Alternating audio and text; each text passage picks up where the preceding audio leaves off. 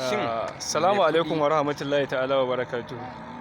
Masoyana, ina godiya da kallona da kuke akan channel ɗina na Maikudi TV. Wannan naku Kamal ɗan Dubai mai zamani. Ina gabatar muku da sabuwar waƙata mai suna Autar Mata, duk da kun kalle ta a baya, amma ina so ku sake komawa ku bibiyi wannan waƙar don ku ga abubuwan da ta zo da shi na nishaɗantarwa da kuma farantawa masoya.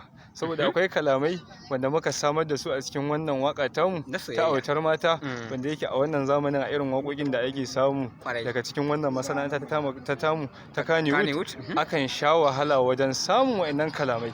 Mun yi amfani da kalamai mabambanta wanda suka nishaɗantar kuma suka kiɗima masoya. Akwai kuma sabuwar waƙa ta da nake gabatar muku da ita. Na yarda in zauna da ke, kar ka bari a baka labari. Shi ma zauna da ku kwarai ba ƙarya. Ina kiran ku zo mu zauna tare. Masoyan Maikudi.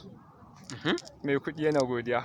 Na dangwala muku dan yatsa na ya kalli sama. Maikudi channel shine alamar yaba muku. Maikudi TV ba. Irin gudunmuwar da kuke bani. To kar ku manta fa, channel ɗinsa fa Maikudi TV za ku saka. Yawwa. Ku shiga cikin wannan channel din. Ku yi subscribers. Kwarai. Ku kuma yi mana comment akan shawarwari na irin ayyukan da kuka ga muna yi, za mu karɓa. Ba don kuma ba don muna tare da ku. Kwarai masoya.